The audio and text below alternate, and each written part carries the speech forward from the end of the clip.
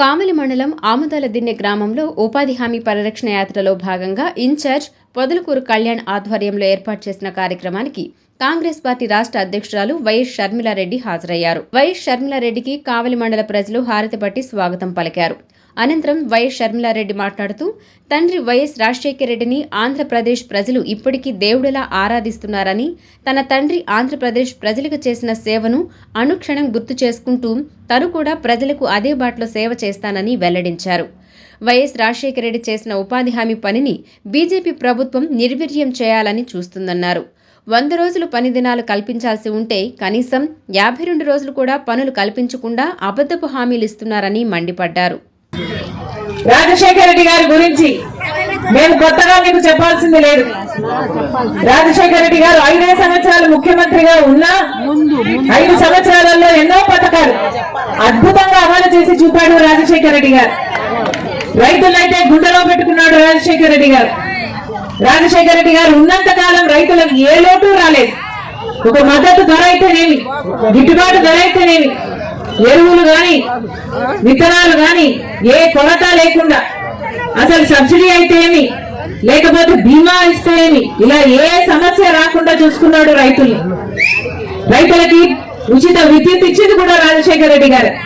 అలాగే fee reimbursement అయితే ఏమి, ఆరోగ్యశ్రీ అయితే ఏమి, 108 అయితేనేమి, పావలా వడ్డీకే రుణాలు అయితేనేమి, లక్షల మంది పేదవాళ్ళకి ఇందిరమ్మ ఇల్లు అయితేనేమి, ఇలా 1 కాదు 2 కాదు ఎన్నో అద్భుతమైన పథకాలను అద్భుతంగా అమలు చేసి చూపాడు రాజశేఖర రెడ్డి గారు.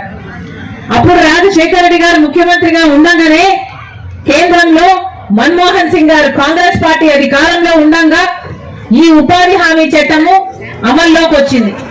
రాయలసీమలో బండ్లపల్లిలో రాజశేఖర రెడ్డి గారు ఆ రోజు ప్రధానమంత్రి గారితో, సోనియా గాంధీ గారితో ఈ పథకానికి నాంది పలికారు. ఆ రోజు నుంచి మొదలైంది. అంటే 20 సంవత్సరాలుగా ఉపాధి హామీ పని మన దేశంలో అమలవుతుంది. ఆ రోజు నుంచి అమలవుతున్న ఈ పథకము కాంగ్రెస్ పార్టీ ఉన్నంత కాలము బ్రహ్మాండంగా జరిగింది. మరి ముఖ్యంగా రాజశేఖర రెడ్డి గారు ముఖ్యమంత్రిగా ఉన్న రోజుల్లో అయితే 1,10,000 జాబ్ కార్డులు ఉన్నాయి. అంటే కుటుంబానికి 2 పనికి వెళ్ళినా 1,10,00,000 జాబ్ కార్డులు ఉన్నాయి. కుటుంబానికి 2 పనికి వెళ్ళినా 2,25,00,000 మంది ఉపాధి హామీ పనికి వెళ్లేవాళ్ళు ఆ రోజుల్లో. ఆ రోజుల్లో రాజశేఖర రెడ్డి గారు ముఖ్యమంత్రి ఉండగా ఉపాధి హామీ పథకానికి ఆటో ఛార్జీలు కూడా ఇచ్చేవాళ్ళు, మజ్జిగ ఇచ్చేవాళ్ళు. మొన్న పక్క చెప్తుంది ఒక ఊర్లో అమ్మ రస్నా కూడా ఇచ్చేవాళ్ళట. రస్నా తెలుసా? రస్నా గుర్తుందన్నా?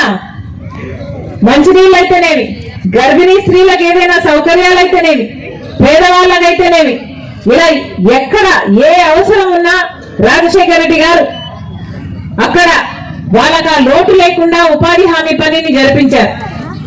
రాజశేఖర రెడ్డి గారు ఉండగా ఉపాధి హామీ పని కోసము మాకు డైరెక్ట్ గా డబ్బులు పడేటట్టు చూడండి, మధ్యలో కమిషన్లు కటింగ్లు లేకుండా చూడండి అంటే ఏకంగా ఒకేసారి 60 లక్షల అకౌంట్లు ఓపెన్ చేశారు ఆ రోజు రాజశేఖర రెడ్డి గారు ముఖ్యమంత్రిగా ఉన్నప్పుడు.